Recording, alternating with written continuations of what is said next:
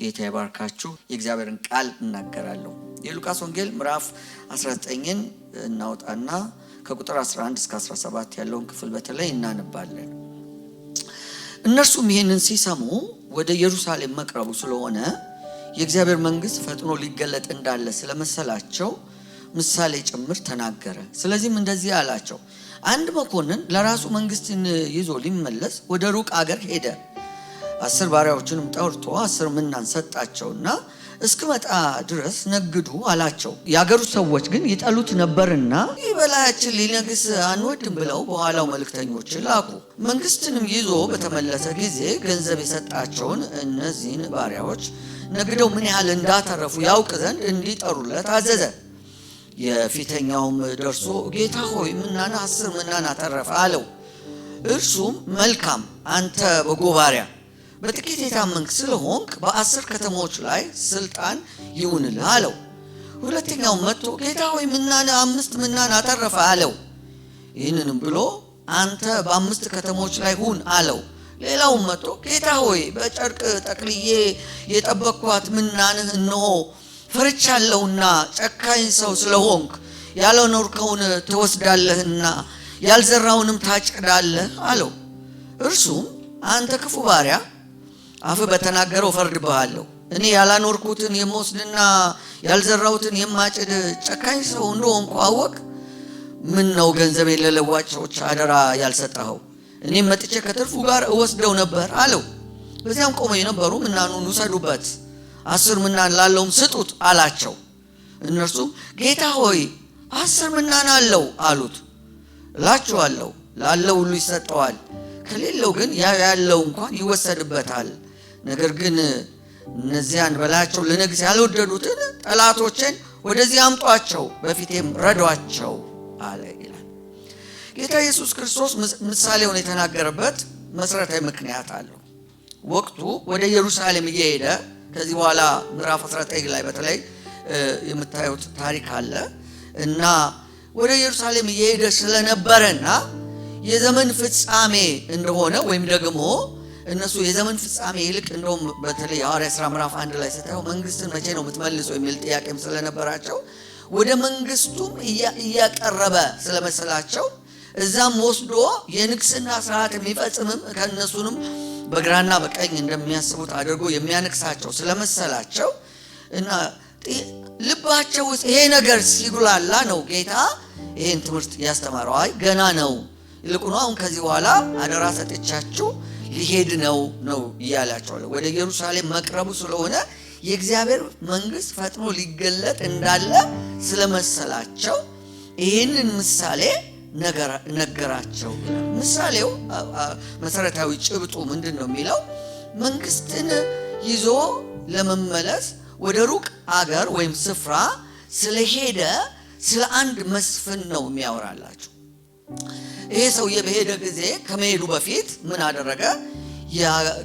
ከሀገሩ ሰዎች መካከል መረጠና 10 ሰዎችን ምናንን ሰጣቸው። ምናን ደሞዝ ወይም ገንዘብ ማለት ነው ሰጣቸው። ለእያንዳንዱ የሰጣቸው ምናን አንድ ምናን ነው። ለ10 ሰዎች ነው የሰጡት።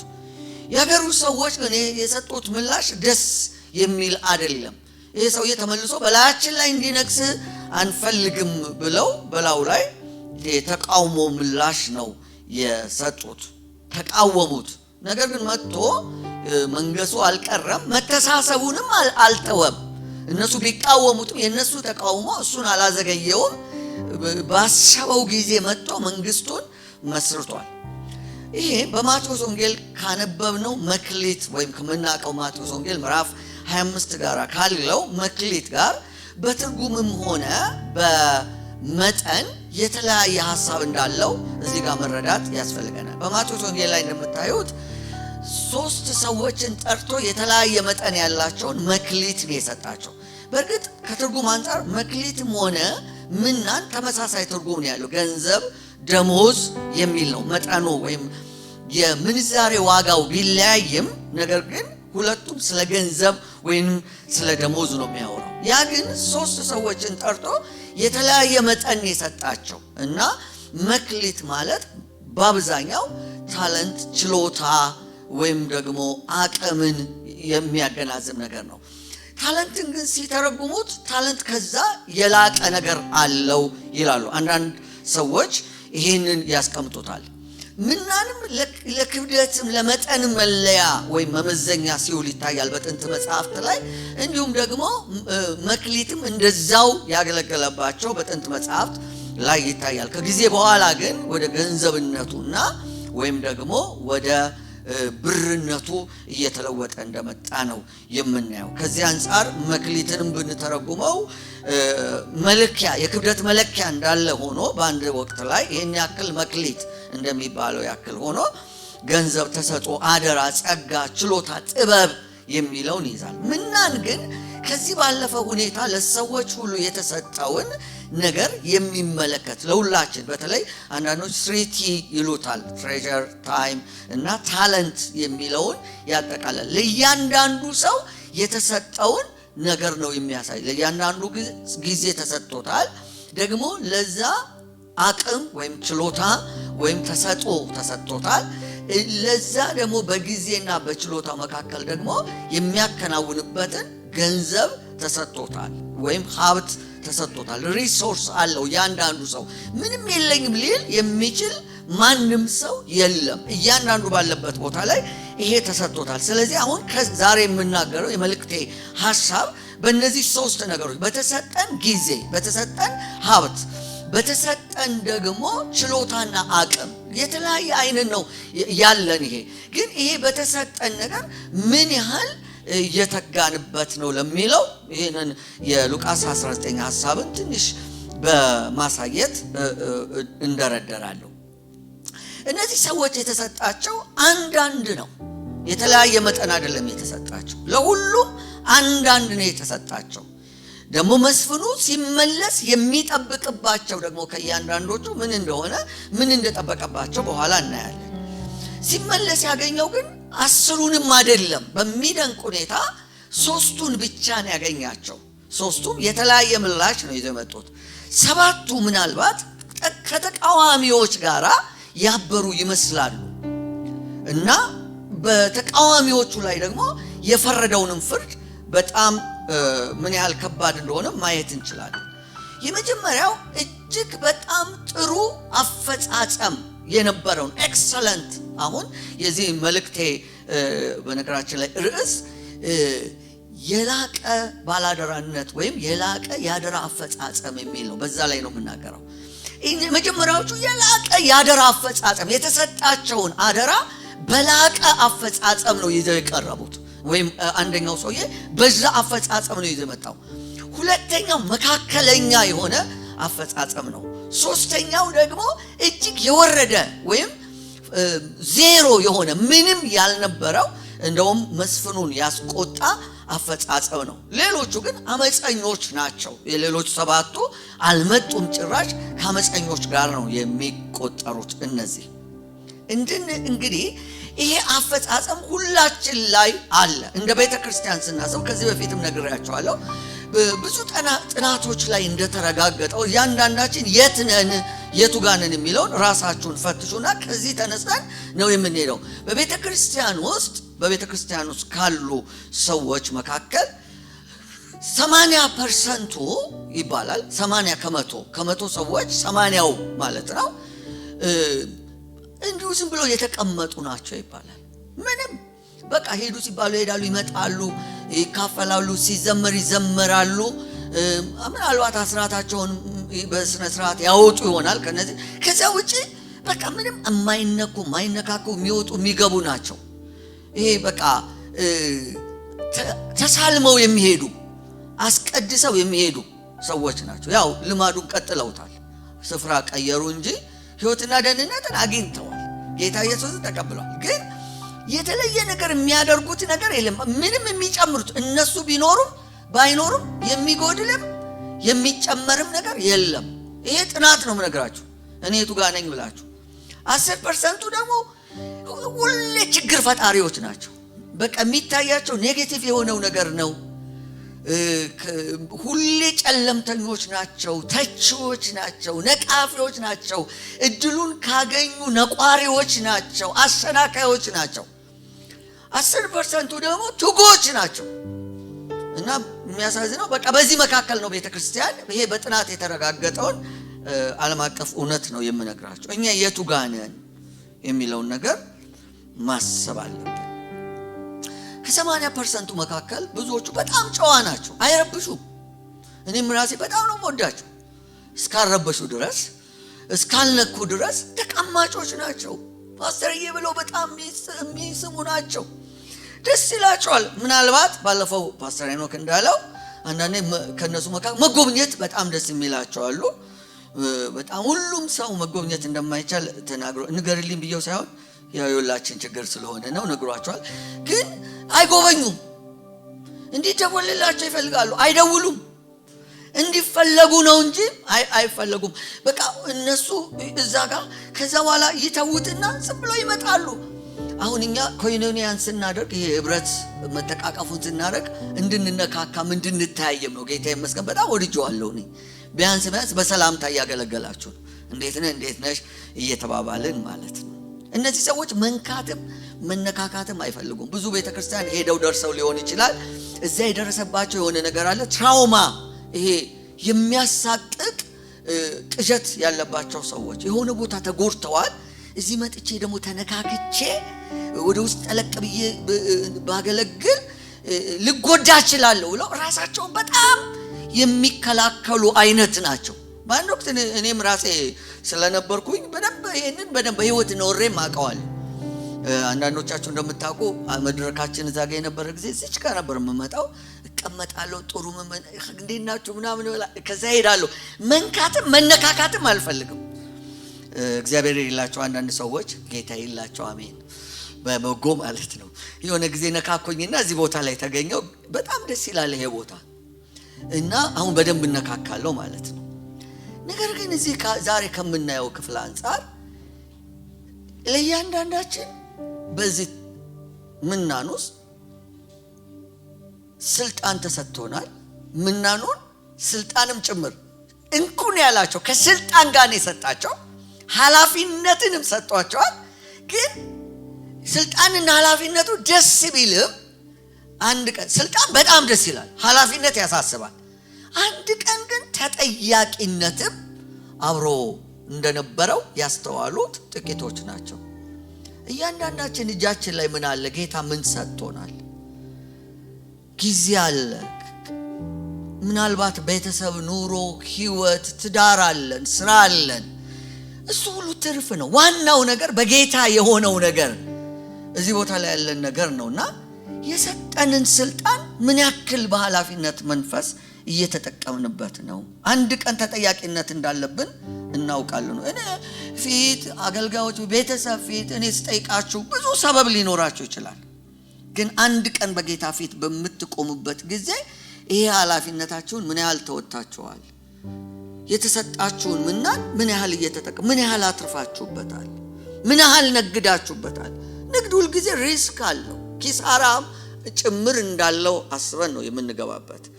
ነጋዴ ለመሆን ስትገቡ ከትርፍ ሊኖረው ብቻ ሳይሆን ኪሳራም ሊያስከትል እንደሚችል አስበን ነው የምንገባው። ጠቢቡ ሰለሞን የሚመክረው በመክብብ 11 ላይ የሚመክረው ምክር አለ። መክብብ 11 ከቁጥር 1 ጀምሮ ጥልቅ ምክር ይመክራል። ለነጋዴዎችና በተለይ ለገበሬዎች ነው ምክሩ የሚያተኩረው። በጣም የምወደው የምክር ቃል ነው። ምንድነው የሚለው? እንጀራህን በውሃ ላይ ጣል፣ ከብዙ ቀን በኋላም ታገኘዋለህ። ለ7 ደግሞ ለ8 እድል ፈንታን ክፈል፣ በምድር ላይ የሚሆን ክፉ ነገር ምን እንደሆነ አታውቅም ይላል። ይህን ክፍል ብዙዎች ለመተርጎም አልፈው ሲሄዱና አያለው። ግን አንድ ቦታ ላይ አንድ ትርጉም አግኝቻለሁ። በጣም ልጆኜ ነው ያንን ትርጉም ያገኘሁት እና በጣም ወደዋለሁ። ሰለሞን የሚናገረው ስለ መርከብ ንግድ ነው ይላል። ያ ስፍራ አይሁዳውያን በሌላ በራሳቸው እንደውም የሚያከብሩት በዓል አላቸው፣ ይህንን እንጀራን ውሃ ላይ በመጣል ምናምን። ከዛ ውጭ ግን የሰለሞን ምክር አንድምታ እንጀራን በውሃ ላይ ጣለው ሲል ወስደ እንጀራን ውሃ ላይ ጣለው ማለት አይደለም። መርከብ ንግድ ስላለው አደጋ ነው የሚናገረው ይላሉ። በመርከብ ስለሆነ ንግድ ነው የሚናገረው። በመርከብ ላይ ለመነገድ ነጋዴ ስትሆን ለመነገድ አትፍራ። የመርከብ ንግድ ሪስክ አለው በጣም። መርከብ ላይ ያለው በዚህ ዘመን እንኳን መርከቦች ፍጹም አስተማማኝ አይደሉም። መቼስ እኛ የታይታኒክ ዘመን ላይ ስላለን ማለት እግዚአብሔርም ቢሆን አያሰጥማትም ብለው ነበር አይደለ? የታይታኒክ ሰውዬ አንዳንዶቻችሁ ታይታኒክን በሌላ ነው የምታውቁት፣ ፊልሙን ያያችሁ ማለት ነው። እዛ ላይ ታይታኒክ በጣም የተጠበቡበት ግን ሰጥማለች። ስለዚህ መርከቦች የመስጠም ዕድል አላቸው። በመርከብ ላይ ለመነገድ ስትነሳ መርከቡ ሊሰጥም እንደሚችል አብረህ አስብ። ክፋት በምድር ላይ የሚሆነው ነገር ምን እንደሆነ አታውቅም። የፖለቲካው መቀያየር፣ የመንግስት መለወጥ፣ ፖሊሶች መመሪያዎች መለወጥ። በተለይ አሁን ንግድ ላይ ላላችሁ ምን ያህል ስቃይ እንዳለባችሁ በተወሰነ የሚገባኝ ነገር አለ። የአየሩ ጸባይ፣ አሁን ያለው የዓለም ፖለቲካ መናወጥ። አሁን እንኳን ሰሞኑን እንኳን እዛ ሩቅ ምስራቅ፣ መካከለኛው ምስራቅ የተነካካው ነገር እኛ ጋር ምን ያክል ችግር እንደፈጠረ ታውቃላችሁ። እና እኔ ቤቴን ዘግቼ ምንም አልሰራም ብትሉ አይሆንም፣ መኖር አትችሉም። ስለዚህ ነግዱ። ግን ስትነግዱ ሀብታችሁን ሁሉ አንድ መርከብ ላይ አትጫኑት። እድል ሀብትህን ነው የሚለው ሌላው ትርጉም ላይ፣ እድልህን የሚለው ለ7 ወይም ለ8 ክፈለው። 7 ወይም 8 መርከብ ላይ እንደው በጣም ይሄ ስግብግብ ሆነ አምቢሽየስ ሆነ በጣም በቃ እንደው ትርፉን ባንዴ ላገኘው ብለ አንድ መርከብ ላይ አታኑረው። 7-8 መርከቦች ላይ ጫነው። ምናልባት 2ቱ ቢሰጥም 6ቱ ይተርፍልሃል። 8ቱም እንኳን ባይመጣ 8ቱም ፕሮባቢሊቲ ምናልባት በፕሮባቢሊቲ ምናልባት የዛን ጊዜ ማዕበልን አስቡት፣ የመርከብ ቴክኖሎጂን አስቡት። አንድ ሰው ሲናገር ባለፈው ኮንኖኛል።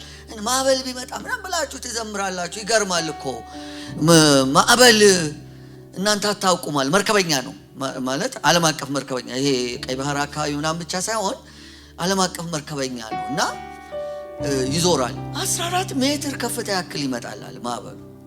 እንደዚህ ነው የሚመጣው አለ። በቃ እንደ 14 ሜትር ማለት ስንት ፎቅ ማለት ነው? አንድ ቤት በ3 ሜትር ብታስቡት ስንት ማለት ነው? ወደ 5 ፎቅ ያክል ይሆናል ማለት ነው። የ5 ፎቅ ያክል እንደዚህ ማዕበል ይመጣል። በጣም ነው በቃ ከባድ ነው ማዕበል ብሏል። እና ሊሰጥም ይችላል።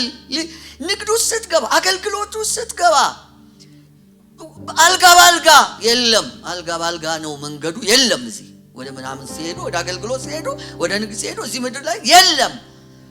የሆነ የሚገጥም ነገር ይኖራል። ግን አንድ ላይ አትዘፍዝፈው፣ ከፋፍለው። ይሄኛው ቢሰጥም እነዚህኛዎቹ አሉኝ በል ነው። እኔ ለምሳሌ እንገራችሁ፣ አሁን መጋቤ ነኝ፣ ጌታ ይመስገን።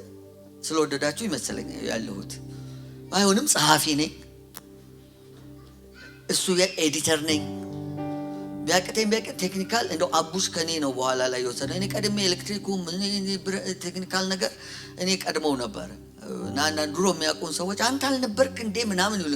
የሆነች ነገር ከገባው ያቺ ትሳካልኛለች። እኔ አድምቼ ከሰራኋት ቅርቤ ያሉ ሰዎች ያውቃሉ። ሌላም ነገር ልሰራ እችላለሁ። ይሄኛው ባይሆን በዚህኛው እሄዳለሁ። ይሄኛው ባይሆን እየዞርኩ ሰብካለሁ። እየዞርኩ መስበክ ያቅተኝ እጽፋለሁ። የራሴ መጻፍ ያቅተኝ የሌሎችን ኤዲት አደርጋለሁ። ሁሉም ቢዝነስ ነው።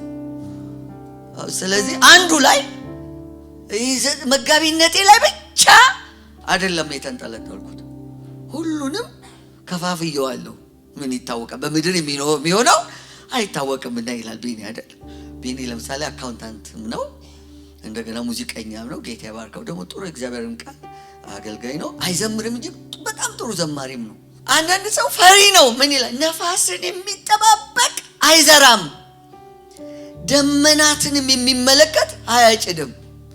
ገበሬ ቆይ ነፋሱ ይምጣ ብሎ አይደለም የሚዘራው። ቆይ ደመና ሲመጣ አይልም፣ አምኖ ነው። ያውቀዋል በዚህ ጊዜ ደመና ይደምናል፣ ዝናብ ይዘንባል ብሎ ግንቦት ላይ ድርቅ ያለውን የመሬት ይገለብጠዋል። አንተ ማታቀው ነገር አለ። ይዘም አይዝነብ አታቅም። ሁሉን አዋቂ አይደለም። የነፋስ መንገድ እንዴት እንደሆነች አጥንት በርጉዝ ውስጥ እንዴት እንዲዋደድ እንደማታውቅ እንዲሁ ሁሉ የሚሰራውን የእግዚአብሔርን ስራ አታውቅም። ወይም ያ ማናቸው እንዲበቅል ወይም ሁለቱ መልካም እንዲሆኑ አታውቅም። አንተ ማታቀው ነገር አለ። ሁሉን ነገር አታውቅም።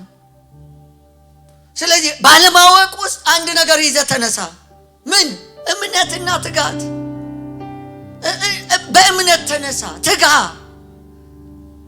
እግዚአብሔርን እመነው። ዝናብ ያዘንባል ብለህ ገበሬ እኮ አማኝ ነው። ዝናብ እግዚአብሔር ያዘንባል ብሎ አምኖ ነው።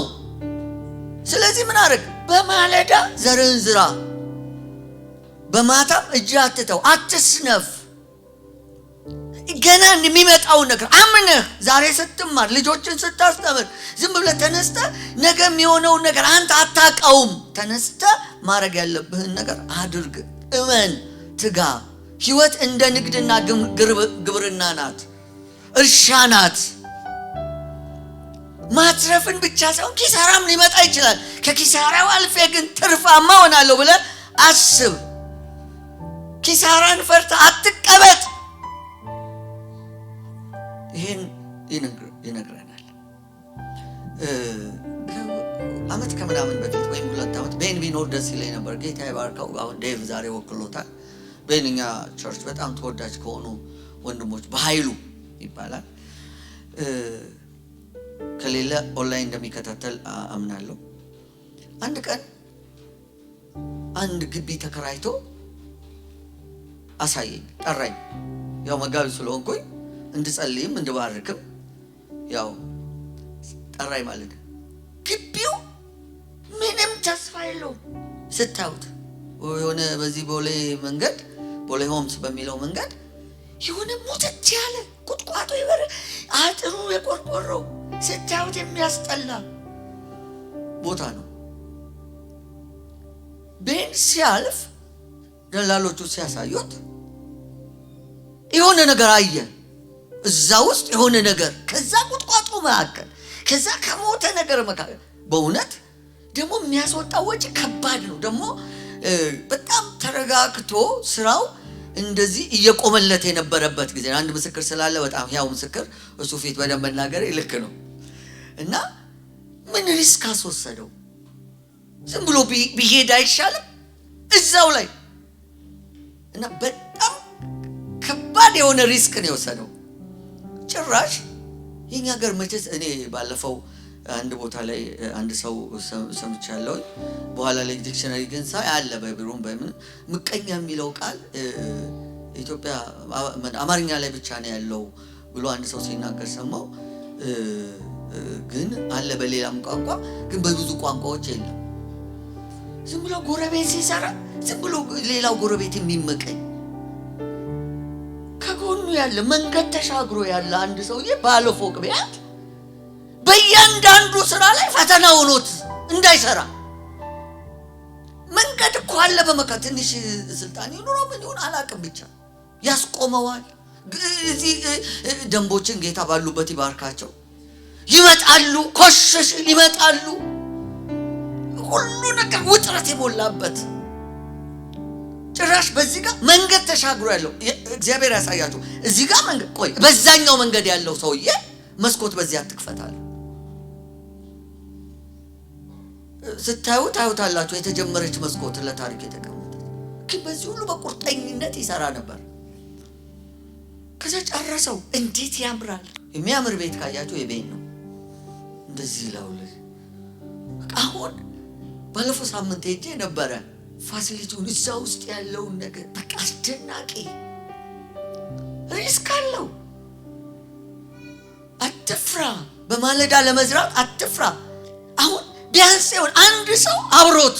እንደውም በነገራችን ላይ በጣም እየተመኘው ያለው ልባችሁን እግዚአብሔር ይንካ፣ እንደዚህ አንዳንድ ሰው ብናሳርፍ፣ አንዳንድ ሰው ብናሳድግ፣ አንዳንድ ሰው ሰፖርት ብናገኝ፣ የሚማረውን እኔ አስተምራለሁ፣ ቤቱን ኪራዩን ምኑን፣ ወይም ካጣችሁ 2-3 ሆናችሁ ዘመዶቻችሁን ወዳጆቻችሁን አስተባብራችሁ እንደዚህ ብታረጉ እኮ በጣም 50 ሎሚ የሚለውን ለአንድ ሎሚ አሁን ሎሚ ለአንድ ሰው አንድ ሎሚ ከባድ ሆኗል። አሁን ኤኒዌይስ እንደው አስቡበት። ጌታ ገብቷቸዋል አይደለ? አሜን ነው። እሻው ሰሌንሰር ገጥማቸዋል። መልእክት እየነገርኳችሁ ነው። ለአንዳንዶቻችሁ ታረጉታላችሁ፣ ደግሞ አምኑባችኋል።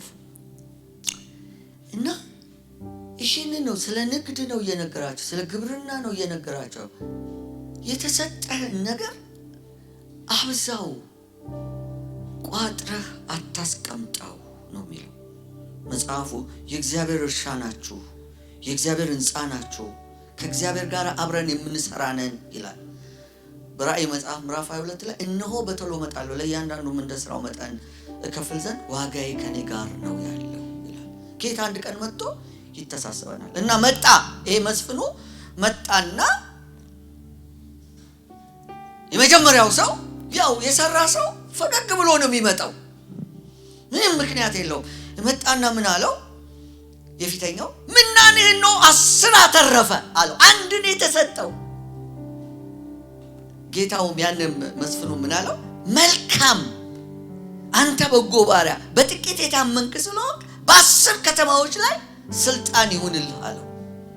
የመጀመሪያው ምንድነው? ጌታው ተደሰተና ምን አለው? መልካም አንተ በጎ ባሪያ አለው። ይህ ብቻ አይደለም ያለው፣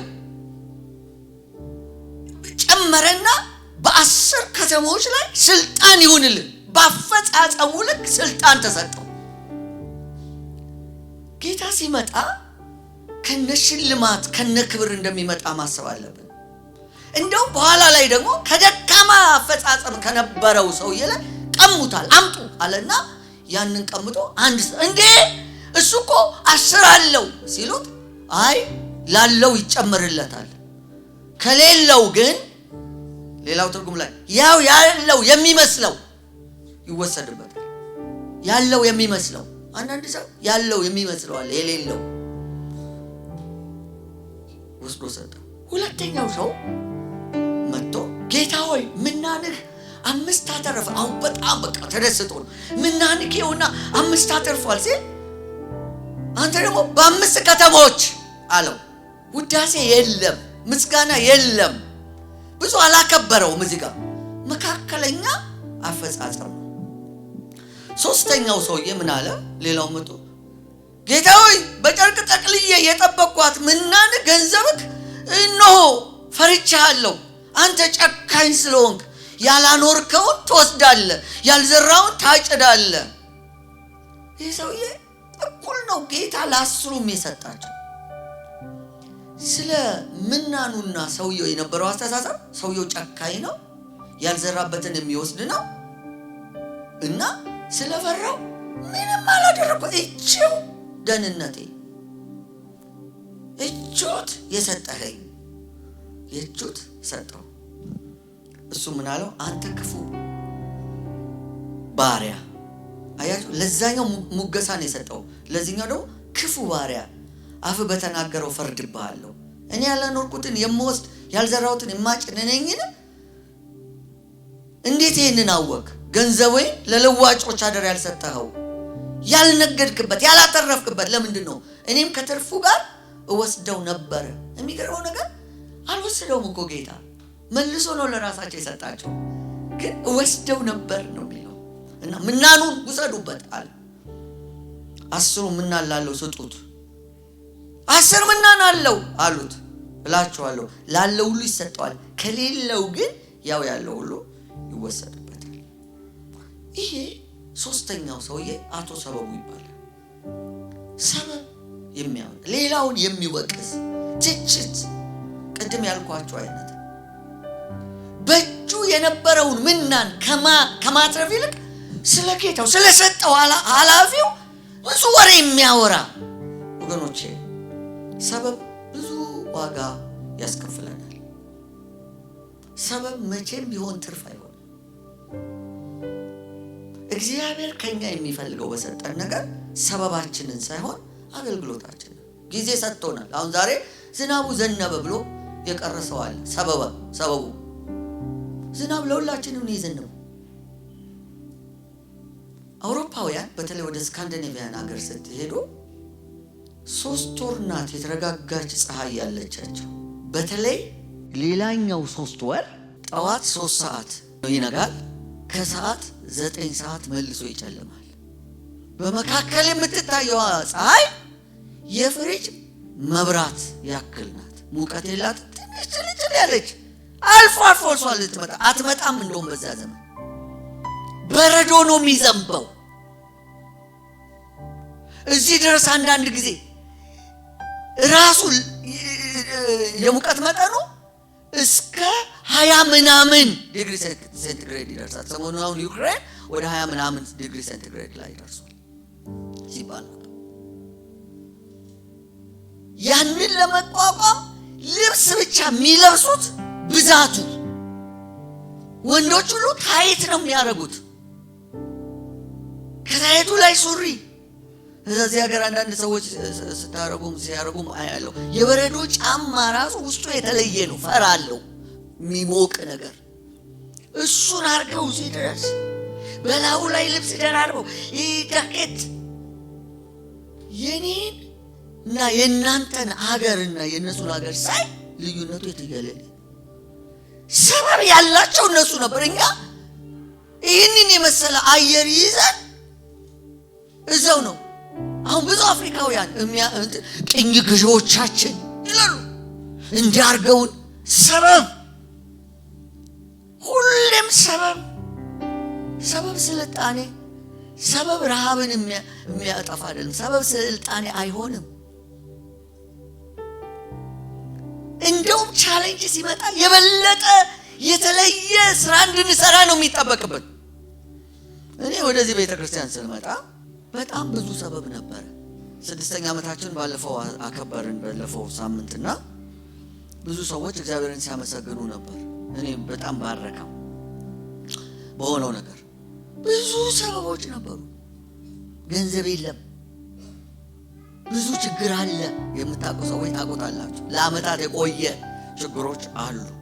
አንዱ ችግር መሪ ሲመጣ በማግስቱ ስለ መሪ ይጸልያል። መሪ ስጠን። መሪው እያለ አንዳንድ ጊዜ መሪዎች የሚሰማቸው ስሜት እኔ አውቃለሁ፣ ሰምቼ አውቃለሁ። እኔም ራሱ በነበርኩ ጊዜ ስለሚጸልይብኝ ማለት ነው። ያለ መርካት ችግር መሪው እየመራ መሪ ስጠን ተብሎ ሲጸልይ በጣም ያማል።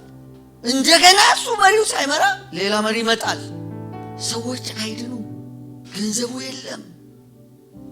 ሁላችን አገልጋዮችም ምዕመኑም ብዙ ሰው ደስተኛ አይደለም። በእውነት እኔ ምንም የሚያጓጓ ነገር አግኝቼ አይደለም የመጣሁት። ጌታ በቃ አብሬ እሰራለሁ እንደው ተስፋ ትንሽ ብልጭ ሲያደርግ ነው። ግን አልፈነው እዚህ ደርሰናል። ነገ ደግሞ የላቀ ነገር ይጠበቅብናል። በመቶዎች የሚቆጠሩ ሰዎች በእነዚህ ዓመታት ድነዋል። ጌታ ይባረክ። አንድ ቀን ከሱ ዘንድ እናጭደዋለን። በቂ ሰበብ አለ። በዛ ላይ ከሁሉም ይልቅ ከባዱ እንደው እግዚአብሔር ይርዳችሁ፣ አብሮ ሰራተኛ ይሆናሉ ብሎ የምታስቧቸው ሰዎች በትንሽ ጥቃቅን ሰበብ ምክንያት ተቃዋሚ ሲሆኑባችሁ ነፍሳችሁን ሲያዝሉት ከሚሰራው ትልቁ ስራ ይልቅ ጥቃቅኑ ነገርን ይዘን ስንታረቅ ሲታይ በጣም ያማል፣ ይደክማል። ግን ይህ ሁሉ ሊያስቆመኝ እንደማይገባ ግን ለራሴ ነግረዋለሁ። አዎ መራዊ በቂ ሰበብ አለክ። ጥሎ ለመሄድ በቂ ሰበብ አለ። በዛ ላይ ደግሞ ቅድም ነግሬያቸዋለሁ፣ እድሎቼ ሰፊ ናቸው። መርከቦቼ ሌሎች መርከቦች አሉ። የምነግራቸው ከራሴ የሚወጥ የሚሞግተኝ ግን ነው። እናንተ ያላችሁበትን ቦታ ራሳችሁን እንድታዩት ነው።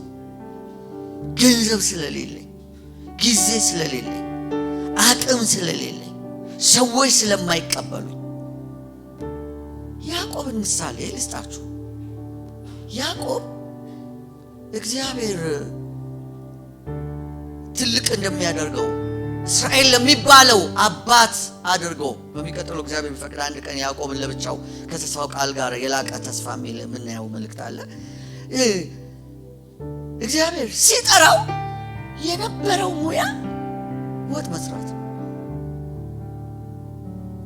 እና እግዚአብሔር አንድ ቀን ትልቅ ነገር እንደሚያደርገው እየነገረው ግን የሚችለው ወጥ መስራት ነው።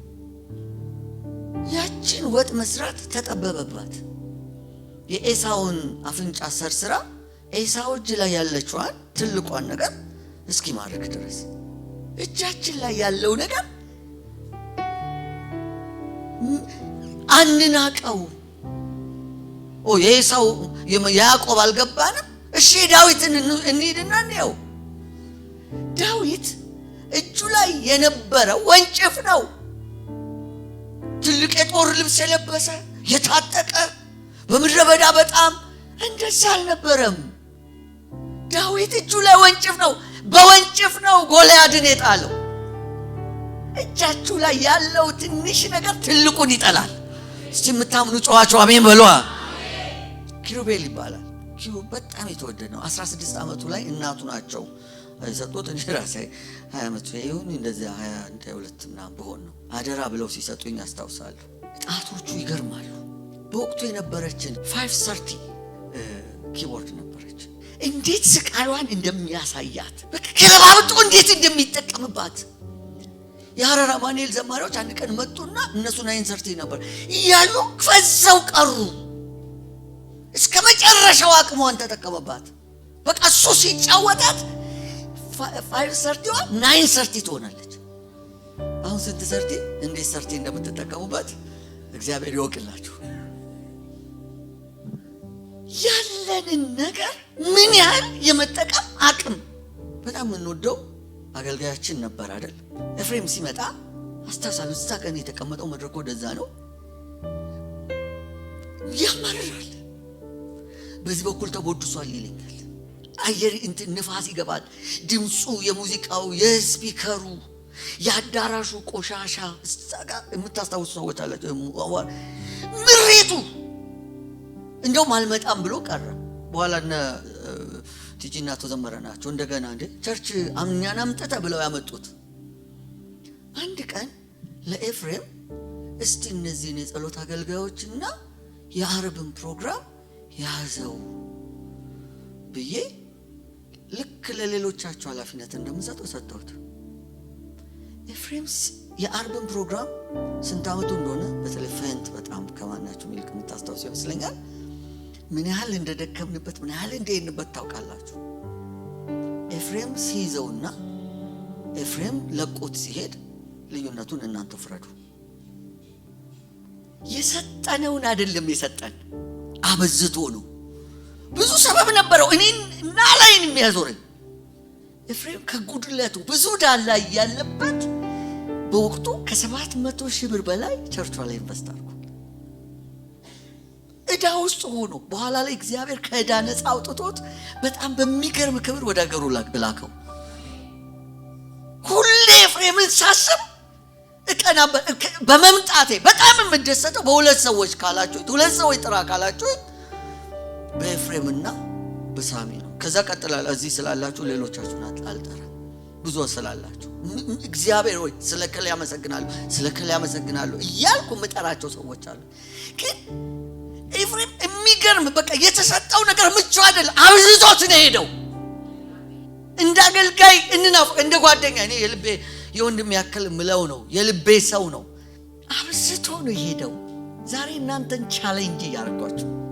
እጃችሁ ላይ ያለው ነገር ምን ያህል በስቷል። ወደ ሌላ ራቅ ወዳለ ብዙ በጣም የምወደውን ኒኪ ቮቺኒች ስለሚባለው አውስትራሊያዊ ደጋግሜ ነግሬ ዛሬም አስታውሳችኋለሁ። ኒክ እግር የለውም፣ እጅ የለውም። እችን የምታክል ቪዲዮ ጉግል አድርጉና ወይም ዩቲዩብ ላይ ገብታችሁ እዩት። የማታውቁ ኒኪ ቮቺኒች እዚህ ጋር ያለች እችን የምታክል ነገር አለችው። ጸልያ ቃለውኝ ይላል። እባክህ ታምር ይሁን እግርና እጅ ይብቀልኝ። አላበቅልልም፣ ታምር ይሁን። ኒክ አንተ ራስህ እኮ ታምር ነህ ነው ያለው። ኒክ ዛሬ ዓለም አቀፍ ተናጋሪ ነው። ስለ ጃኒ ኤሪክሰን አንበባችሁ ሊሆን ይችላል። ጃኒ ኤሪክሰን ታዲያ በተለይ አሌክስ ጻት በጣም በመጽሐፉ ላይ ደጋግሞ የጠቀሳት ሴት 17 ዓመቷ ላይ ዳይቭ ስታረግ ማለት እኛ ሶቶ ነው የምንለው እንግዲህ ወደ ባህሩ ስትጠልቅ ከአሸዋ ጋር ተላትማ ከጭንቅላቷ በስተቀር መላው አካሏ ፓራላይዝ አደረገ። የማይንቀሳቀስ በጣም በጣም ብዙ ነገር አጣች። ሊያገባት ቀን ቀጥሯት የነበረውን እጮኛዋን የመጀመሪያ አጣች። ሌላ ሰው ትፈወሳለች ብሎ መጥቶ አብሯት ትንሽ ጉብ ካለዋት ጥሏት ሄደ። በጣም የልብ ስብራቶች በተደጋጋሚ ይገጥማት ነበር። ጃኒ አንድ ቀን ያላት የቀራት አንድ ነገር አፏ ብቻ ሆኖ አገኘችው። በአፏ መጻፍ ጀመረች፣ ስዕል መሳል ጀመረች። ዛሬ ጃኒ ኤሪክሰን ብትሉ ዓለም አቀፍ ተናጋሪ ናት። ስዕሎቿ በጣም ውድ ናቸው። እኔና እናንተ ብዙ ሰበብ ሊኖረን ይችላል። እነዚህ ሰዎች ካላቸው ሰበብ ግን ያነሰ ሊሆን እንደሚችል አስባለሁ። ዳዊትን ስትመለከቱት ጎልያድን ሲጥል ተቀባይነት ያልነበረው ነው። አባቱ የማይቀበለው ሰው ነው። እንደውም ባለፈው ጋር የዘመረ ሼር ሲያደርገን ቃል ከሌላ ሴት የተወለደ ነው አለ። ከየት እንዳመጣው አላወኩም። እናትና አባቴ ተውኝ፣ እግዚአብሔር ግን ተቀበለኝ የሚለውን ጥቅስ ጠቅሶ አልመረመርኩትም። ይሄን ክፍል ተደምም ያለው ምክንያቱም 7 ልጆች አስቀርጦ እሱን የላከበት ምክንያት የሆነ ነገር ይኖረው ይሆናል። ግን ዳዊት በአባቱ መተው በወንድሞቹ ትዕቢተኛ አንተ ናቃለን መባሉ ሰፈር የማያውቀው መሆኑ በወቅቱ ካፉ ቃል ጠፋ ይባልም የተባለው አስገራሚው ነብይ ሳሙኤል እሱን መሳቱ፣ መንግስት ለሱ የሚሆን ዩኒፎርም አለማዘጋጀቱ ወይም በጠላት መናቁ፣ ሰፈር መንደርሱን አለማወቁ፣ እውቅና አለማግኘቱ አልያዘውም። ጎልያድን ጣለ። አንቺ እጅ ላይ ያለች ትንሽ ጠጠር፣ አደራ የተሰጠሽ ትንሽ ጠጠር ጎልያድን ይጥላል። ሰበብ ወንዝ አያሻግርም። እዚህ ሀገር ብኖር ኖሮ፣ ዘመድ ቢኖረኝ ኖሮ፣ ባገባ ኖሮ፣ ልጅ ቢኖረኝ ኖሮ፣ ወንድ ባልሆን ኖሮ፣ ሴት ባልሆን ኖሮ፣ እንዲህ አይነት ነገሬ ባይፈርስ ባይበላሽ ኖሮ አላሰራሉኝ፣ መንገዴን ዘጉብኝ፣ ሰው አይወደኝም፣ ፓስተሩ አልተቀበለኝም፣ መንግስት ለኔ ብሎ ነው መመሪያ የሚያወጣው፣ አይሰራም። ሁላችንም ብንጠየቅ አእምሮን የሚያሳምን ትልቅ ሰበብ አለን። አሳማኝ ሰበብ አለን። የያዘን ሰበብ አለ። ሰበቡ ሊይዘን አይገባም። ውጤታማ መሆን እንችላለን። በእዝራ መጽሐፍ ላይ አይሁዳውያን ከአርጤክስ ዘመን ተነስተው ቤተ መቅደሱን ለመስራት አሉ እና መሰረቱን ጣሉ። ለ2 ዓመት 2 ዓመት መሰረቱን ከጣሉ በኋላ በጣም ኦቨር ተደሰቱ እና ጠላቶቻቸው ሰሙ እና ውዝግብ ውስጥ ገቡ። አትሰሩም የሚል ውዝግብ ውስጥ ገቡ። 16 ዓመት ቤተ መቅደሱ ዘገየ።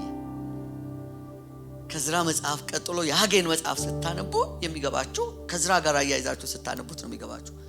እግዚአብሔር እንደዛ በሆኑ ቤቴ ፈርሶ ሳለ እናንተ ባማሩ ቤቶቻችሁ ለመኖር ጊዜው ነውን አለ እግዚአብሔር። ይህ ዘመኑ አልደረሰም፣ የእግዚአብሔር ቤት መሰራው ጊዜው አልደረሰም ይላል። የኔ ቤት ፈርሶ ቤታቸው እንደፈረሰ አላዩ እና ጌታ አሳያቸው። በላችሁ አልጠገባችሁ ማለት አዎ፣ ለበሳችሁ አልሞቃችሁ አዎ፣ ጠጣችሁ አልረካችሁ አዎ፣ ደሞዝ ተቀበላችሁ ግን በቀዳዳ ኪስ እንዳለ ሾለከባችሁ አልተረፋችሁ አዎ። ሁሉ የሆነው የኔ ቤት ፈርሶ ሳለ እናንተ ያማሩ ቤቶቻችሁን ለመስራት እየተጋችሁ ስለነበር አይሆንም።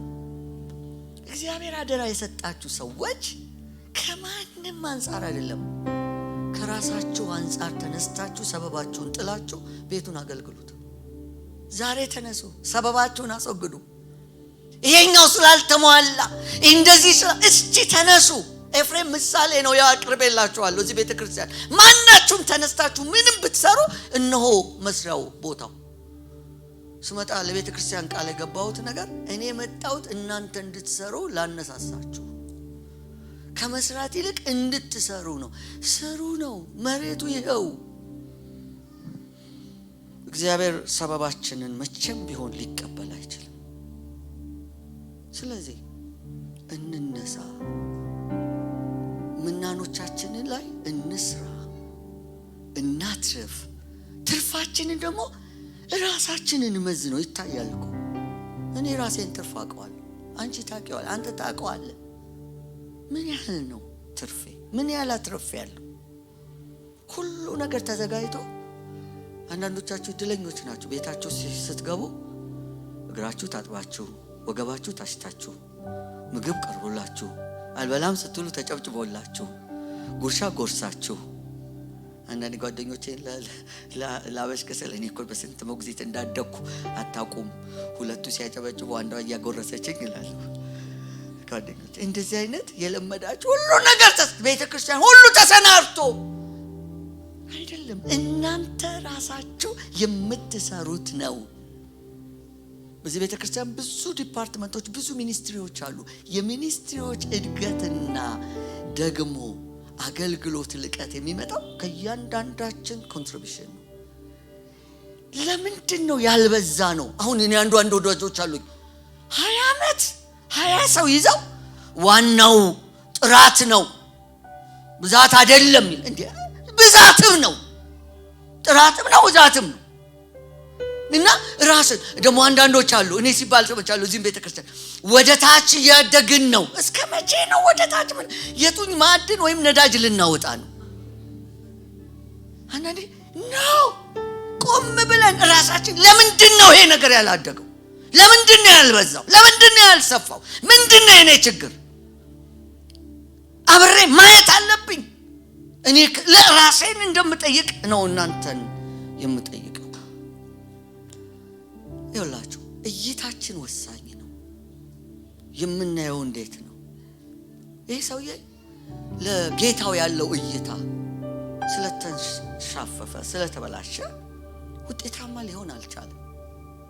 ሁለት ሰዎች በመንገድ እየሄዱ እያለ አንድ ግንዳዩና ተሽቀዳደሙ።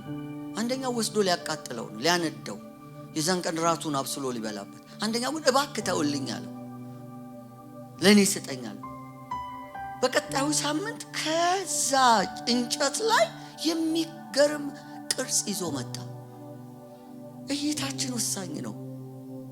አይናችን ሁሉ ጊዜ ጠማማ ነገር የሚያይ ከሆነ የተበላሸ ነገር የሚያይ መቼም ቢሆን ውጤት ሊያመጣ አይችልም። በጸሎት የምታገለግሉ፣ በወንጌል የምታገለግሉ፣ በመዝሙርነት የምታገለግሉ፣ በሚዲያ የምታገለግሉ እጃችሁ ላይ ያለው ነገር ምንድነው? እዚህ ቤተክርስቲያን እዚህ ዘመን ቤተክርስቲያን ውድ ነች። አዳራሹ ውድ ነው፣ መስሪያ ውድ ነው፣ ሙዚቃ መሳሪያ ውድ ነው፣ ሚዲያ መሳሪያ ውድ ነው። ሁሉን እኛ ለማሟላት ይከብደናል።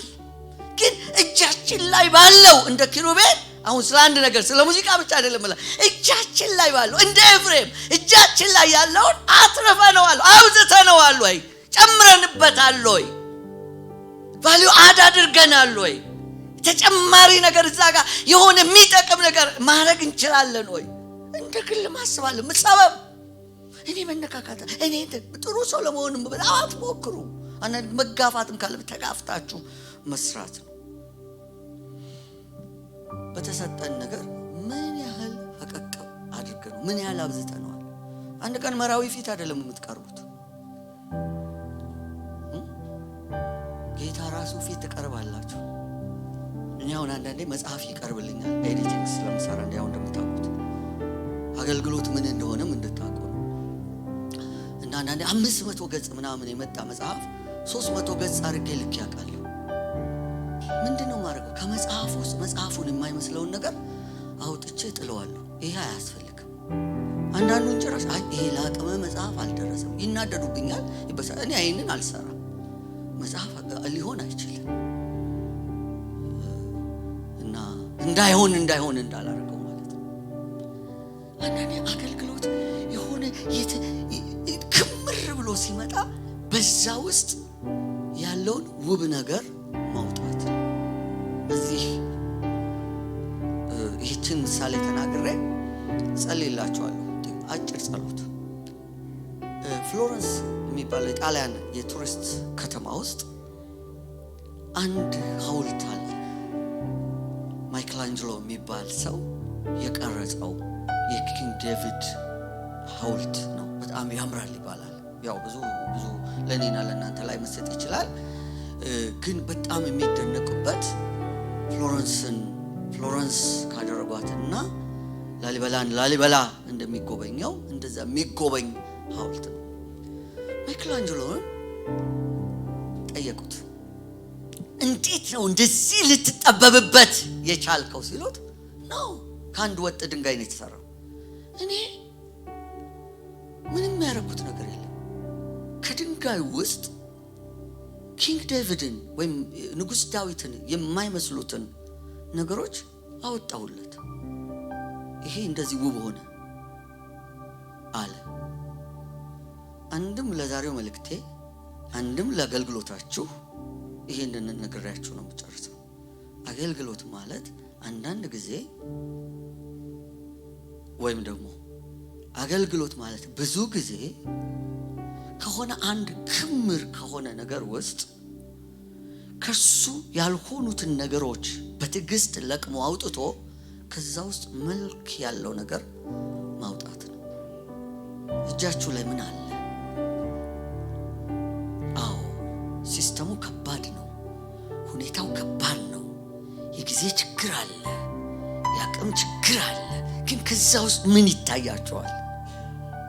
እኔ እንደዚህ ቤተክርስቲያን መሪ የዛሬ 6 ዓመት ሳሚ ፕሬዘንት እያደረገ እንደዚህ እናደርጋለን፣ በ5 ዓመት ውስጥ እንደዚህ እንዲሆናል ብሎ ይናገራል። ሳሚ ጌታ ይባርከው። መቼስ በጣም ሁሌ የምባርከው ከሱ ጋር በማገልገል በቃ አብሬው ሳገልግል በጣም ደስ የሚለኝ አንድ ነገር ይዤው ከቀረብኩት ሼር ካረኩት እንዴት እንደሚሆን ነው ይዞ የሚቀርበው። አብዛኞቹ ነገሮች ሆነዋል። የዛሬ ምናምን ዓመት እንዲሆናል ያልነው ሆኖ አሁን አይተነዋል። ደግሞ እናንተም ሁላችሁ ደግሞ አብረን ብንሆን በሚቀጥለው 6 ዓመት ምን ይሆናል? በሚቀጥለው 10 ዓመት ምን ይሆናል? በልጆቻችን ዘመን ምን ይሆናል? አንድ ቀን እኔ ፊት አይደለም የምትቆሙት፣ ቤተክርስቲያን ፊት አይደለም የምትቆሙት፣ ልዑል ጌታ አምላክ ፊት ትቆማላችሁ። ሰበባችሁን ጣሉት። የላቀ አፈጻጸም ይኑራችሁ። ዛሬ ነገርኳችሁ ፓስቶራልም ፕሮፌቲክም የሆነ ሜሴጅ ነው። አስቡበት። ጌታ በነገር ሁሉ ማስተዋልን ይስጠን።